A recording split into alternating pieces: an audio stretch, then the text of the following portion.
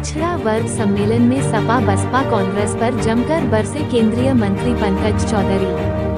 X-MLA जय चौबे के मार्गदर्शन में आयोजित पिछड़ा वर्ग सम्मेलन में कुर्मी समाज का उमड़ा जन सैलाब। भाजपा में शामिल हुए कुर्मी समाज के नेता कौशल चौधरी के अगुवाई में कार्यक्रम सफलता पर खूब हुई सराहना। हजारों की संख्या में पहुंचे कुर्मी समाज के लोगों ने भाजपा प्रत्याशी प्रवीण निषाद के पक्ष में भरी हुंकार। कार्यक्रम में पहुंचे मुख्य अतिथि पंकज चौधरी ने मंच से पूर्व विधायक जय चौबे का जमकर तारीफ। मुख्य अतिथि के रूप में पहुंचे महाराजगंज के निवर्तमान सांसद पंकज चौधरी का हुआ जोरदार स्वागत। पूर्व मंत्री व खजनी से विधायक श्रीराम चौहान ने कहा, जय को पार्टी में आने से प्रवीण निषाद का चुनाव हुआ आसान, हो गया एक तरफा। पिछड़ा वर्ग कार्यक्रम में धनघटा विधायक गणेश चौहान, मेहरावल विधायक अनिल त्रिपाठी, एक्स-एमएलए दयाराम चौधरी, जिला पंचायत अध्यक्ष बलिराम यादव, शहर चेयरमैन जगत जायसवाल, वरिष्ठ नेता संजीव राय समेत अन्य वक्ताओं ने किया संबोधन। पूर्व विधायक दिग्विजय नारायण उर्फ जय चौबे ने प्रवीण के पक्ष में एक बार फिर झोंकी ताक। एक्स-एमएलए जय चौबे और विधायक अनिल त्रिपाठी ने बखेरा में प्रवीण के लिए डोर टू डोर मांगा वोट। बड़े बुजुर्गों के आशीर्वाद के साथ युवाओं से प्रत्याशी प्रवीण निषाद ने मांगा जीत का आशीर्वाद। पूर्व विधायक जय चौबे और कौशल चौधरी के नेतृत्व में आयोजित हुआ कुर्मी समाज का भव्य सम्मेलन। हजारों की संख्या में मनियरा स्थित आनंद रिजॉर्ट पहुंचे कुर्मी समाज के लोगों ने बीजेपी प्रत्याशी प्रवीण निषाद की जीत के लिए भरी हुंकार। कार्यक्रम में मुख्य अतिथि के रूप में पहुंचे महाराजगंज के निवर्तमान सांसद पंकज चौधरी का हुआ जोरदार स्वागत। ऐसी और भी खबर देखने के लिए जुड़े रहे सावधान भारत न्यूज के साथ और चैनल को सब्सक्राइब करना ना भूलें। प्रवीण का जो सम्मान मेरे प्रति है और प्रवीण को जितना मैं जानता, निश्चित तौर से प्रवीण का जब फोन आया तो मैं माना नहीं करता। अगर बगल कई दिनों से फोन आ रहा है लेकिन मैं याद नहीं रहा। लेकिन प्रवीण जितना मेरा सम्मान करते हैं, जितना मुझे इज्जत देते हैं और मैं भी उतना ही इज्जत सम्मान उनको देता हूँ और पार्लियामेंट में समय समय पे उनको मैं दिशा भी देता रहता हूँ और निश्चित तौर से उस पर चलने का भी प्रयास करते हैं। इस नाते आज मुझे यहाँ पर आप सबके बीच में आने का अवसर मिला।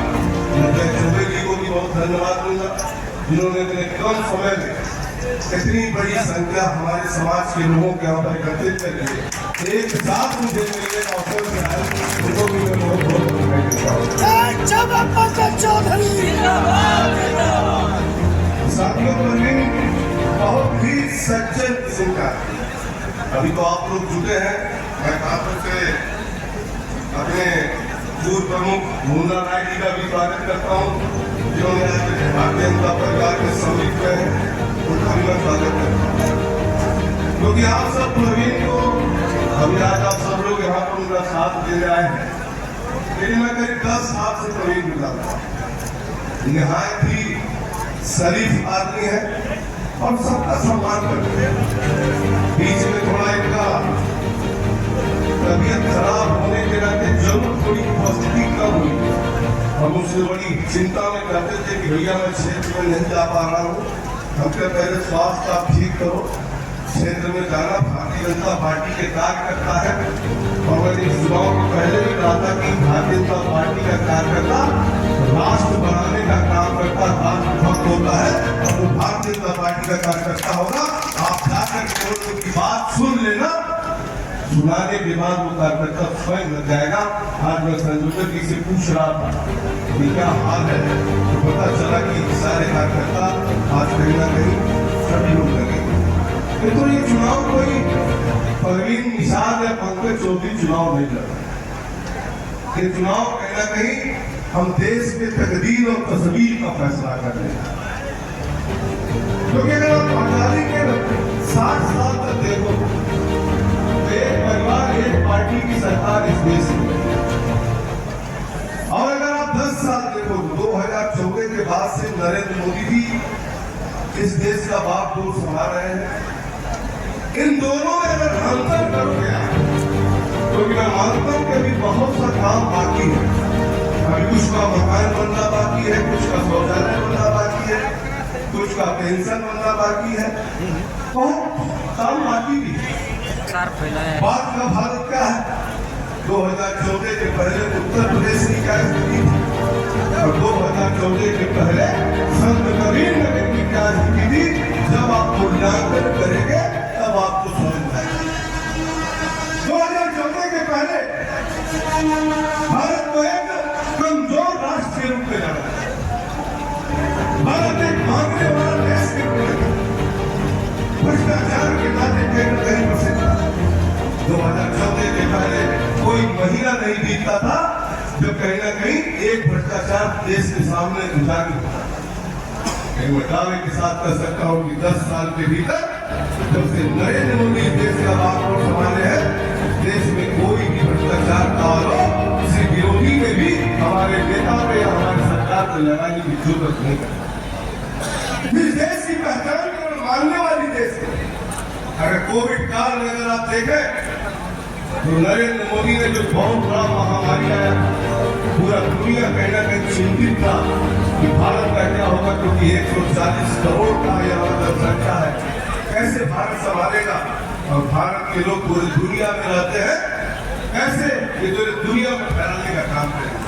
लेकिन देश के यशस्वी प्रधानमंत्री ने अपने वैज्ञानिकों पे भरोसा किया, उनको संसाधन दिया, उनको सुविधा दिया और मैं देश के वैज्ञानिकों को धन्यवाद ज्ञापित करूंगा कि जिस देश में 35 साल तक पोलियो का वैक्सीन नहीं बन पाया था, उस देश के वैज्ञानिकों को जब सहायता मिली, सुविधा मिला, तो हमारे देश के वैज्ञानिकों ने एक नहीं 2 वैक्सीन 9 महीने के भीतर देकर के 220 करोड़ देश की जनता को वैक्सीन कराने का काम किया।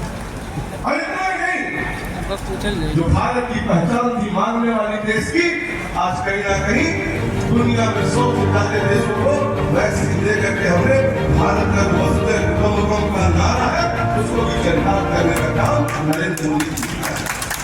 आज वही भारत है जो भारत के किसी भी व्यक्ति को अगर दुनिया में कोई संकट होता था तो कोई पूछने वाला नहीं होता था।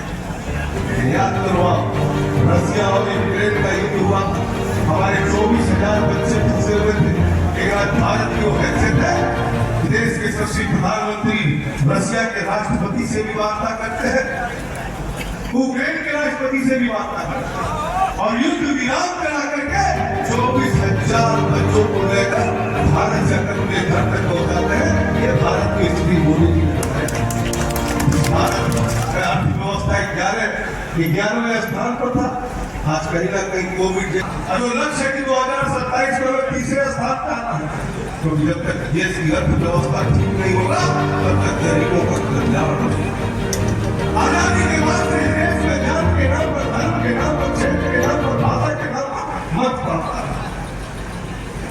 लेकिन मोदी जी 2014 में आए हैं, तब से 2014 के बाद से कहीं ना कहीं मोदी जी ने जो नारा दिया, सबका साथ, सबका विकास, सबका विश्वास और सबका विकास।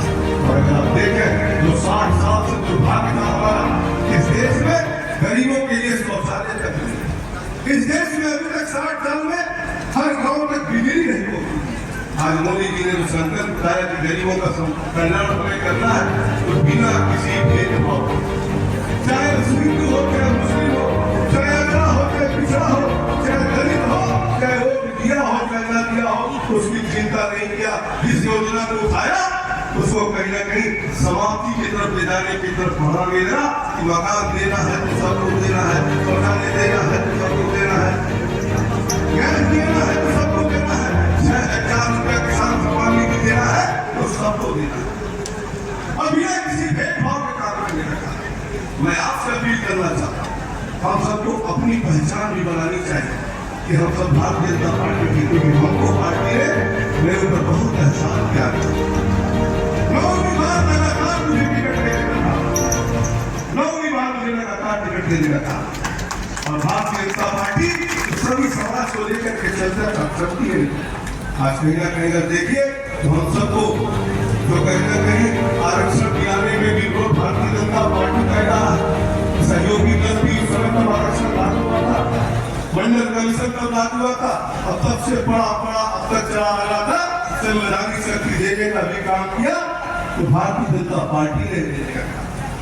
आज जो पिछड़ों की बात करते हैं, अगर भारत सरकार के मंत्रिमंडल उठाकर आप देखें, भारत के इतिहास में पहली बार दिल्ली के कैबिनेट में 27 पिछड़े मंत्री बनाए गए हैं, 27 पिछड़े मंत्री बनाए गए हैं। अगर आप भारत के पार्लियामेंट उठा करके देखें, जितने सांसद हैं उसमें 85 सांसद पिछड़े समाज से आते हैं, पिछड़े समाज से आते हैं। कहीं ना कहीं सबकी हिस्सेदारी देने का काम भारतीय जनता पार्टी करती है। अगर विधायकों को उठा करके देखें तो 365 विधायक भारतीय जनता पार्टी के उसमें जब 40% होता है, आज वो भारतीय जनता पार्टी से आसान होता है। तो भारतीय जनता पार्टी गरीबों का भी सम्मान कर रही है, गरीबों का भी सम्मान कर रही है और कहीं ना कहीं अपने धार्मिक आस्थाओं का भी उत्थान कर रही है, अपने महापुरुषों का भी सम्मान। एक दिन कहा गरीबों का कल्याण कर रहे हैं, वहीं पर अगर आप देखें चाहे महाकाल का कारीगर हो, चाहे काशी विश्वनाथ का कारीगर हो, चाहे 500 साल पुराना जो हमारा इंतजार था वो रामलला का मंदिर का स्थापना भी कहीं ना कहीं नरेंद्र मोदी के माध्यम से, योगी के माध्यम से होने का काम है। धार्मिक आस्थाओं को भी संकट कर रहे हैं, वहीं पर अपने महापुरुषों को भी हम सम्मानित कर रहे हैं। इस देश को एक नदी में पिरोने वाले सरदार वल्लभ भाई पटेल को, जो विश्व की सबसे बड़ी मूर्ति बना करके आज सरदार पटेल को भी सम्मानित करने का काम किया है, जो नरेंद्र मोदी ने किया है। सुभाष चंद्र बोस की मूर्ति लगाकर इंडिया गेट पर सम्मानित करने का काम किया है, जो नरेंद्र मोदी ने किया है। भारतीय जनता पार्टी सभी समाज को लेकर जहाँ तक पिछड़ों की बात करते हो, अगर देखो तो सबसे बड़ा पिछड़ा तो हम सबका गौरव है, कहीं ना कहीं देश का प्रधानमंत्री भी हमारे पिछड़े समाज से आता है। और पिछड़ा समाज क्या नहीं कर सकता है, पिछड़ा समाज आज पूरे दुनिया में मोदी का तिरंगा बनाता है, पूरे दुनिया में तिरंगा बनाता है। मेरा निवेदन इनको कि हम सबको कहीं ना कहीं भारतीय जनता पार्टी के साथ एकजुटता बनानी चाहिए। महाराज टूटता है, भारत टूटता है, लेकिन कहीं कहीं हम सबको कहीं ना कहीं इधर उधर जाने का अवसर मिलता है। जनता पार्टी एक ऐसी पार्टी है कि यहाँ का बैठा हुआ कोई भी कार्यकर्ता कभी भी अपने कार्यों के बल पर, चाहे किसी भी जाति का हो, यहाँ पर आकर के बैठ सकता है, इस प्रदेश का मुख्यमंत्री बन सकता है। आज पिछड़ों की दुहाई देने वाले लोग कह रहे हैं, संविधान की दुहाई देने वाले लोग कह रहे हैं कि भारतीय जनता पार्टी संविधान समाप्त कर देगी। अरे भारतीय जनता पार्टी संविधान की पूजा करती है, संविधान के आधार पर चलने का काम करती है। मैं आपसे पूछना चाहता हूं कि बाबा साहब भीमराव अम्बेडकर के संविधान में लिखा हुआ है कि धर्म के आधार पर आरक्षण नहीं हो सकता। इस संविधान में स्पष्ट लिखा हुआ है कि धर्म के आधार पर आरक्षण नहीं हो सकता है, लेकिन कांग्रेस के लोग बताएं कि कर्नाटका के विधानसभा में SC, ST, OBC पे 4% आरक्षण काट के आपने एक संविधान से देने का काम किया है। आपके मैनिफेस्टो में क्या देश में आप SC और OBC का आरक्षण घटाने वाले हैं? ये सवाल आपको करना चाहिए समाजवादी पार्टी और कांग्रेस से, क्योंकि कांग्रेस ने जारी किया है और उनके मैनिफेस्टो में सम्मिलित है। उसमें सहयोगी कहीं ना कहीं समाजवादी पार्टी भी है, तो पिछड़ों की बहुत हितैषी बनती है। जरा बता दें कि क्या देश से पिछड़ों और दलित के आरक्षण में से 4% आरक्षण आप कम करने वाले हैं? जवाब देना पड़ेगा। हम संविधान का उल्लंघन नहीं करेंगे। आज राहुल गांधी संविधान का किताब नहीं ले दिखा रहा है। संविधान का किताब कलर में कौन सा होता है पता है ना आप लोगों को? भारतीय संविधान का कलर नीला होता है, नीला। और राहुल गांधी जो संविधान दिखा रहे हैं, लाल संविधान चाइना का होता है। चाइना से बोलते हैं राहुल गांधी। आज संविधान की बात कर रहे हैं। भारतीय जनता पार्टी हर समाज के शिक्षक है, हम हिंदू मुस्लिम की बात नहीं करते हैं। आज हमारा अवसर आया है तो हिंदू भी बढ़ रहा है, मुसलमान भी बढ़ रहा है, जो बात आती है सबको बढ़ाने का काम कर रहे हैं। इसी में निवेदन देश से जुड़ी हुई है। एक तरफ नरेंद्र मोदी, एक तरफ चेहरा आप देखेंगे तो गूगल मारिएगा तो 10,000 करोड़ का घोटाला सबके नाम से करते हैं। 10,000 करोड़ का घोटाला। मोदी जी की चिंता, मोदी जी का दिक्कत हो गया कि मोदी जी ने कह दिया कि देश के जनता की गाड़ी कमाई, जिन लोगों ने भी भ्रष्टाचार किया हो किसी को बख्शने वाले हम नहीं। और इसके नाते सारे नेता, क्योंकि वो जानते हैं कि देश का चौकीदार बहुत सख्त है।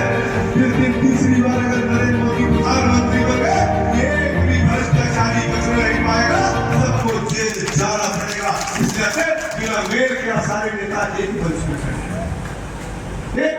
हैं। आप सबने देखा है कि 2014 के पहले कोई महीना नहीं बीता था जब कोई घोटाला आपके सामने किया, और आज कांग्रेस वाले उसको भूल नहीं है। अभी आप देखिएगा बिना सत्ता में रहे हुए भी 4 महीना पहले की घटना है। उड़ीसा में एक राज्यसभा के सांसद की है साहू जी कांग्रेस के। ईडी ने जब छापा मारा तो कांग्रेस वाले भाजपा वाले ईडी और सीबीआई छोड़ दिए। ईडी और सीबीआई बनाया हुआ हमारा नहीं भैया, पहले से ही सीबीआई है, और ईडी सीबीआई अगर आपको पकड़ती है तो अदालत भी है। आज केजरीवाल को घूम के मुख्यमंत्री बदल रहे हैं। 1 तारीख को चुनाव खत्म हुआ, 2 तारीख को केजरीवाल फिर बिहार के भीतर जाएंगे, क्योंकि चुनाव करने उनको नहीं किया। आज कहीं ना कहीं अगर देखेंगे आज तक छुट्टी नहीं है। उड़ीसा के राज्यसभा के एमपी कांग्रेस के, उनके घर से 300 करोड़ रुपया नगद प्राप्त हुआ। मोदी करवा दी। अभी हाथ हफ्ता पहले आप झारखंड में जाइए, एक मंत्री के पीए के नौकर के घर से 37 करोड़ रुपया बरामद। ये भ्रष्टाचार की जान से बाहर नहीं कर पाएंगे। मेरा निवेदन है तो सोच समझ के निर्णय लीजिएगा, क्योंकि ये प्रधानमंत्री देश को विकसित बनाना चाहते हैं, देश को विकसित भारत बनाना चाहते हैं, 2027 में तीसरी सबसे बड़ी अर्थव्यवस्था बनाना चाहते हैं। लेकिन एक तरफ ये जाति पाति धर्म के आधार पर बांट करके राज करना चाहते हैं, और एक मतलब कहीं आ गए तो फिर से देश भ्रष्टाचार के जंग में डूब जाएगा।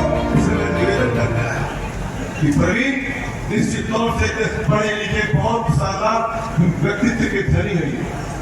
आपसे यहाँ पे जाते शायद मिलना अभी आप लोग नए आए न हुआ, लेकिन इनका व्यवहार मैं जानता हूँ कि बहुत ही अच्छा, बहुत ही सरल व्यक्ति है।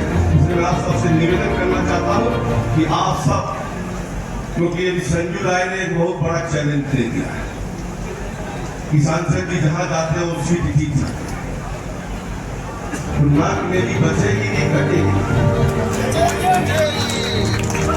इसलिए मेरा आप सबसे निवेदन है कि आप सब अगर यहाँ पर आए हैं तो आपके बूथ पे दिखना चाहिए कि फलाने चौधरी आए थे तो उनका booth Bharatiya Janata party bumper तरीके से जीती है, तो मेरी भी नाक बचेगी और आपका सम्मान रहेगा, आपका सम्मान रहेगा।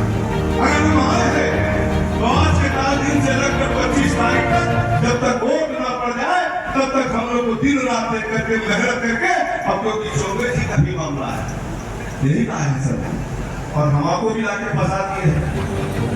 इसलिए निवेदन है हाथ जोड़ के कि आप सबसे कम से कम हमारी नाक बचाइएगा और इन को भारी भारी मतों से जिताइएगा। यही निवेदन करते हुए मैं अपनी बात समाप्त करने से पहले एक बार आयोजक समिति के सभी लोगों को, यहाँ उपस्थित मंच में सभी लोगों को मैं बहुत बहुत धन्यवाद देता हूँ। जय हिंद, जय भारत, जय श्री राम।